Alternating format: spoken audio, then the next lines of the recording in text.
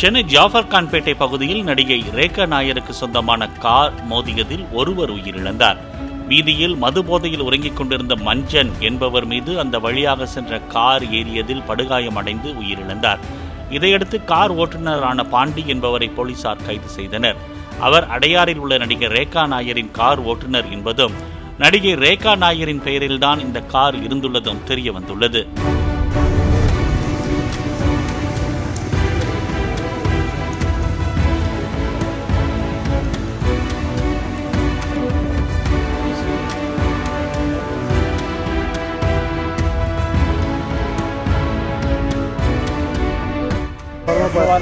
குடிச்சிட்டு படுத்து கிடப்பாங்க. போட்டு ஏ பார்ப்பாங்க, அப்படி என்ன பண்ணாங்க. அவங்க அப்புறம் டப்பா என்ன வச்சு அவங்க என்ன எப்படி நான் இப்போ வர முன்னாடி எப்படி நடந்தது?